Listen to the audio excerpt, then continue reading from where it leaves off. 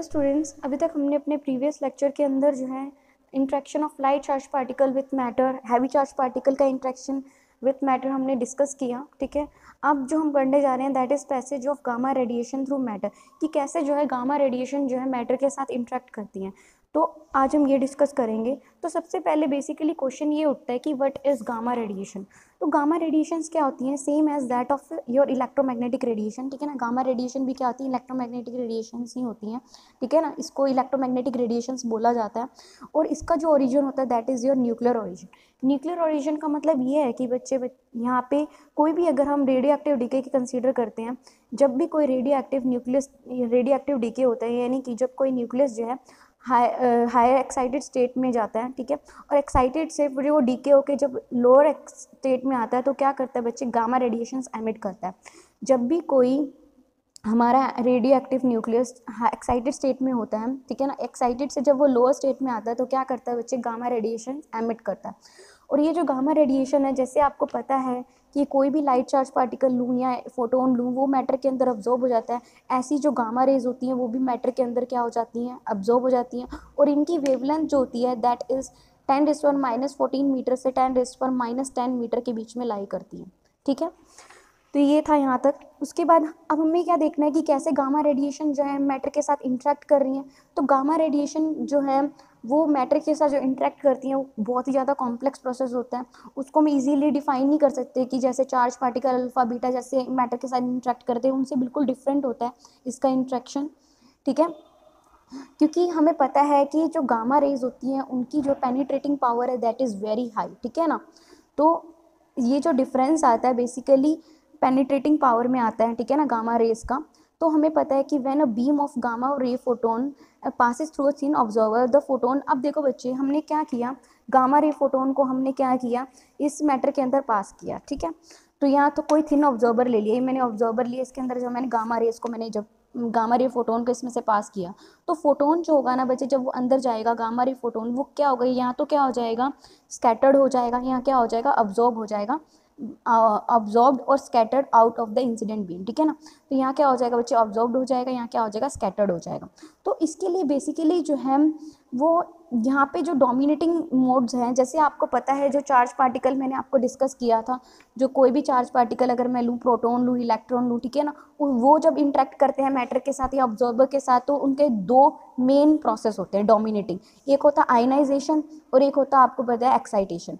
ऐसे ही बच्चे जब गामा रे इंटरेक्ट करेगा मैटर के साथ तो उसके जो 3 डोमिनेटिंग प्रोसेस होंगे जो हम डिस्कस करेंगे, एक बच्चे फोटो इलेक्ट्रिक इफेक्ट, ठीक है, एक क्या होगा बच्चे आपका कॉम्पटन इफेक्ट, ठीक है, और एक आपका होगा पेयर प्रोडक्शन या एनिलेशन भी आप कह सकते हो। ठीक है ना, तो पेयर प्रोडक्शन। ठीक है ना, तो ये तीन जो है 3 वेज से जो है गामा रेज इंटरेक्ट करती है मैटर के साथ।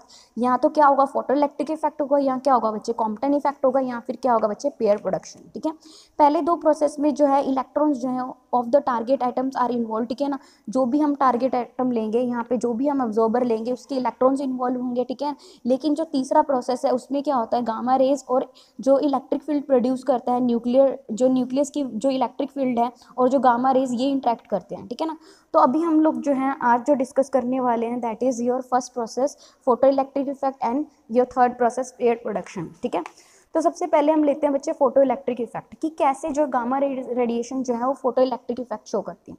अब देखो, हमें पता है कि जैसे ही गामा रेज आएंगी, ठीक है, गामा रेज क्या करती हैं बच्चे? एटम के साथ कोलाइड करेंगी। ठीक है, यहाँ पे मान लो ये हमारा ऑब्जॉर्बर है, ऑब्जर्वर, ठीक है ना, इसके अंदर बहुत सारे एटम्स हैं। ठीक है, बहुत सारे एटम्स हैं, पर हम क्या कर रहे हैं? एक इंट्रैक्शन की बात कर रहे हैं। मान लो जो गामा रेज आई, ठीक है ना, अभी हम सिर्फ और सिर्फ किसकी बात कर रहे हैं बच्चे?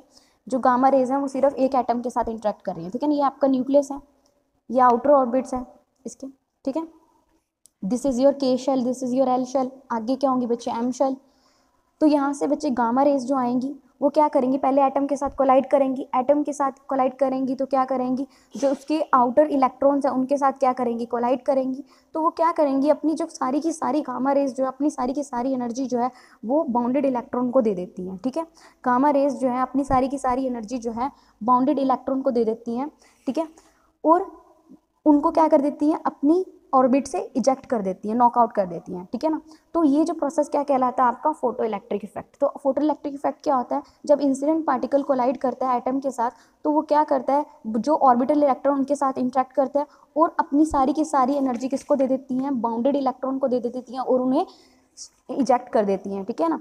And giving and transfer its entire energy to the bounded electron by ejecting it from the atom, ठीक है ना। और एटम से क्या कर देती हैं, उसे नॉकआउट कर देती हैं, इजेक्ट कर देती हैं। तो ये प्रोसेस आपका क्या कहलाता है बच्चे, फोटो इलेक्ट्रिक इफेक्ट, ठीक है। अब आपको पता है कि kinetic energy of the incident emitted electron, जो काइनेटिक एनर्जी अगर मुझे लिखना पड़ेगा, या आपको पता है एमिटेड इलेक्ट्रॉन के केस में वो क्या होगा, एच न्यू माइनस में EB। बच्चे बेसिकली आप ये कह सकते हो जो इंसिडेंट फोटोन है उसकी एनर्जी मान लो एच न्यू है, ठीक है। तो यहाँ से बच्चे जो इलेक्ट्रॉन इजेक्ट होगा उसकी काइनेटिक एनर्जी होगी, ठीक है, प्लस क्या होगा, बॉन्डिंग एनर्जी। अब ये जो इलेक्ट्रॉन है वो न्यूक्लियस के साथ बॉन्डेड है तो वो भी एनर्जी होगी। तो अगर मुझे काइनेटिक एनर्जी ऑफ इलेक्ट्रॉन देखना है, एमिटेड इलेक्ट्रॉन, वो क्या होगा, एच न्यू माइनस EB, ठीक है। यानी कि जो इंसिडेंट एनर्जी है, इंसिडेंट एनर्जी, ठीक है ना, that is your binding energy of electron with nucleus, ठीक है ना, न्यूक्लियस के साथ इंटरेक्ट कर। और ये क्या, kinetic energy of incident electron of the emitted electron, kinetic energy किसकी, एमिटेड इलेक्ट्रॉन की। तो यहाँ से हमने देखा जो इंसिडेंट फोटोन आया उसको कितनी एनर्जी चाहिए बच्चे, यहाँ पे देखोगे तो उसको कितनी, उसकी एनर्जी जो होगी वो किसके इक्वल होगी, कि कुछ काइनेटिक एनर्जी जो एमिटेड फोटोन प्लस जो बाइंडिंग एनर्जी आपकी इसकी।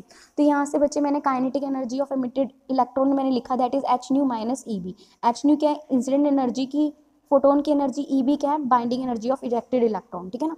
अब देखो बच्चे, ये जो काइनेटिक, ये जो हमारे पास फोटोन आया है इसके पास इतनी एनर्जी तो होनी चाहिए कि वो क्या कर सके, जो हमारे पास बाइंडिंग एनर्जी है, इलेक्ट्रॉन जिससे बाउंडेड है उसको ब्रेक कर सके, ठीक है ना। इतनी एनर्जी तो हमारे फोटोन के अंदर होनी चाहिए।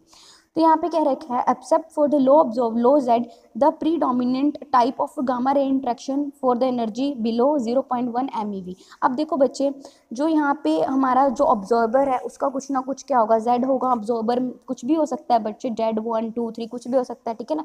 अगर हमें लो Z की अगर मैं बात करूँ तो ये वाला जो इंट्रैक्शन है कि गामा रेज क्या करेंगी, फोटो इस तरह से इंट्रैक्ट करेंगी, फोटो इलेक्ट्रिक इफेक्ट शो करेंगी, ठीक है ना। तो ये तरह का जो इंट्रैक्शन है उनकी जो एनर्जी जो है वो बेसिकली कितनी होनी चाहिए, 0.1 MeV। जो भी हमारा इंसिडेंट फोटोन आ रहा है अगर उसकी एनर्जी 0.1 MeV से है तो वो फोटो इलेक्ट्रिक इफेक्ट ही शो करेंगी, ठीक है। उसके बाद क्या कहता है, मोस्ट प्रोबेबल इंट्रैक्शन इज, अब देखो जो मेनली इंट्रैक्शन होगा वो क्या होगा कि जो भी हमारा इंसिडेंट फोटोन होगा और जो बाउंडेड टाइटली बाउंडेड इलेक्ट्रॉन है उनके बीच में क्या होगा, इंट्रैक्शन होगा, ठीक है। तो यहाँ पे क्या कह रखा है कि जो भी मैक्सिमम जो फोटो इलेक्ट्रिक अब्जॉर्प्शन होता है ना वो 80% वो इसी के अंदर होता है, के शेल के अंदर होता है, ठीक है ना। के शेल के अंदर ही मैक्सिमम जो है हमारा क्या होता है, अब्जॉर्प्शन होता है। तो यानी कि जो भी इंसिडेंट फोटोन आता है वो टाइटली बाउंडेड इलेक्ट्रॉन के साथ ही इंटरेक्ट करता है। अगर उसकी एनर्जी क्या है, 0.1 MeV से लेस है, ठीक है ना, तो वो इसी के साथ इंटरेक्ट करेगा। तो के शेल में ही 80% फोटो इलेक्ट्रिक अब्जॉर्प्शन होता है, ठीक है।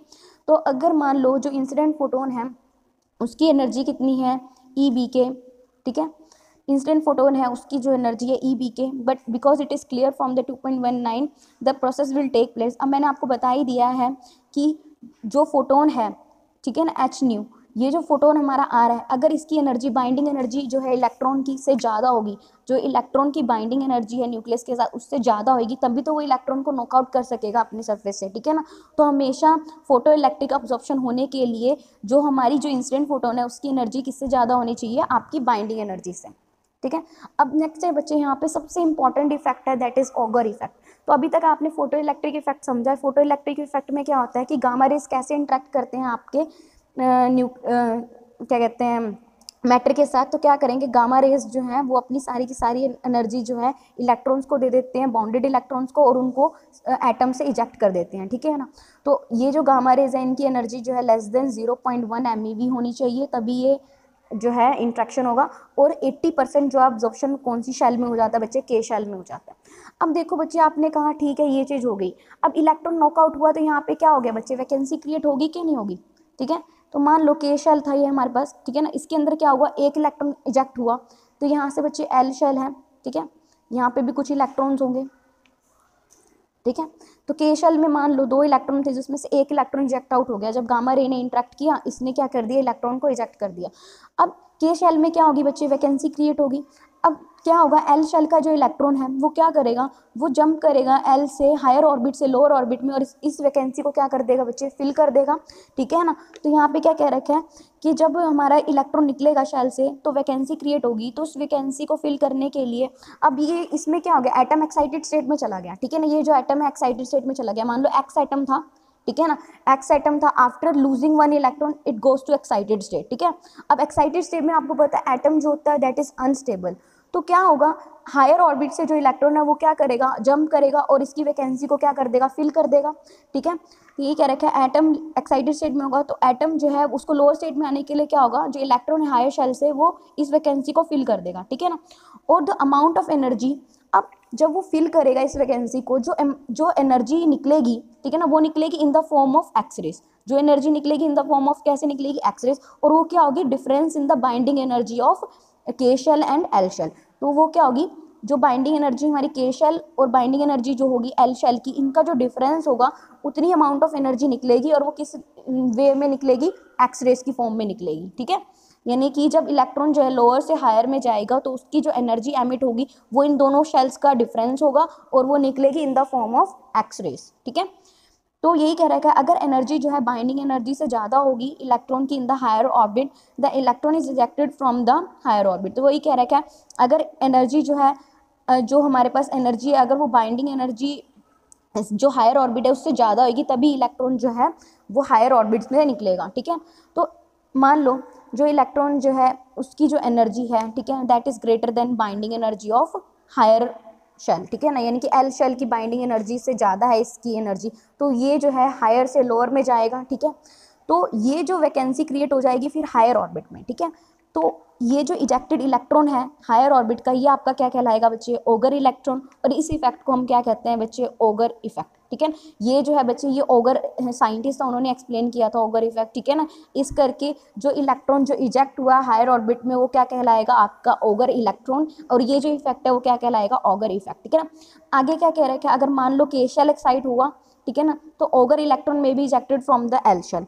तो वही पे क्या रखा है, अगर के शेल हमारा मान लो, अगर के शेल एक्साइटेड है, ठीक है ना, मैंने आपको बता दी के शेल के अंदर वैकेंसी क्रिएट हुई है, तो इलेक्ट्रॉन कहाँ से जाएगा, हायर, यानी कि एल शेल से कहाँ शिफ्ट होगा, के शेल में। तो ये कह रखा है कि ओगर इलेक्ट्रॉन जो है वो कहाँ से इजेक्ट होगा, एल शेल से इजेक्ट होगा, और वो तभी इजेक्ट हो सकता है, कब इजेक्ट हो सकता है बच्चे, वो जब ई बी सकता है बच्चे, E B L is less than E B K minus E B L, यानी कि जो बाइंडिंग एनर्जी है एल की इज लेस देन, तो क्या होगा बच्चे, E B L is less than E B K minus जो आपका है ई बी एल, ठीक है। तो मैंने आपको बता दिया है कि जो बाइंडिंग ई बी एल है, जो बाइंडिंग एनर्जी है एल की, वो क्या होगी, डिफरेंस होगी किसका, जो बाइंडिंग एनर्जी है एल शेल का और के शेल का, ठीक है ना। उसके पास इतनी एनर्जी तो होनी चाहिए, इससे कम एनर्जी होगी तभी क्या होगा बच्चे, ये क्या होगा, इलेक्ट्रॉन जो है वो एमिट हो जाएगा, ठीक है। एनर्जी जो है अगर ओगर इलेक्ट्रॉन की एल ओगर इलेक्ट्रॉन की अगर मुझे एनर्जी लिखनी होगी तो वो क्या आएगी, ई बी के माइनस 2 ई बी एल, तो वो क्या होगी बच्चे, ई बी के माइनस 2 ई बी एल, ठीक है ना। तो ये याद रखना। तो यहाँ से बच्चे क्या कह रखे हैं कि अगर लाइट एटम्स की अगर हम बात करते हैं Z2 3 4 इनकी बात करते हैं, जो लाइट एटम्स हैं उनके केस में, लाइट एटम्स आपको पता है Z से लेके 20 तक, Z20 तक जो है वो सारे लाइट एटम्स होते हैं, ठीक है ना, जिनका Z जो है 1 से लेके 20 तक लाई करता है, that is your light atoms, ठीक है ना। तो उस केस में जो ओगर इफेक्ट है वो प्रीडोमिनेंट करता है, ठीक है। और यहाँ पे बच्चे एक इंपॉर्टेंट चीज़ है कि the probability of for absorption, या फिर हम कह सकते हैं cross section for photoelectric effect has been taken proportional to, ये आपको याद रखना है बच्चे कि जो क्रॉस सेक्शन है, ठीक है ना, कि कितने कितने एरिया में फोटो इलेक्ट्रिक इफेक्ट होगा वो किसके प्रोपोर्शनल है बच्चे, जो क्रॉस सेक्शन है वो किसके प्रोपोर्शनल है, Z की power 5 divided by H nu की पावर 7/2। तो ये बहुत इंपॉर्टेंट है कि सिग्मा जो है that is proportional to Z की पावर 5, ठीक है, डिवाइडेड बाय H न्यू की पावर 7/2, ठीक है। तो यहाँ पे बच्चे Z क्या है, दैट जो भी हमारा ऑब्जर्वर है वो, और H न्यू आपको पता है इंसिडेंट गामा रे फोटोन की एनर्जी, ठीक है। तो जो कितनी प्रोबेबिलिटी है कि प्रोबेबिलिटी ऑफ ऑब्जॉर्प्शन कह सकते हो फॉर फोटो इलेक्ट्रिक इफेक्ट, कितनी यानी कि कितना इंट्रैक्ट होने की प्रोबेबिलिटी है, ऑब्जॉर्प्शन होने की प्रोबेबिलिटी है फोटो इलेक्ट्रिक इफेक्ट में, वो किसके प्रोपोर्शनल है, Z की power 5 divided by H nu की पावर 7/2, ठीक है।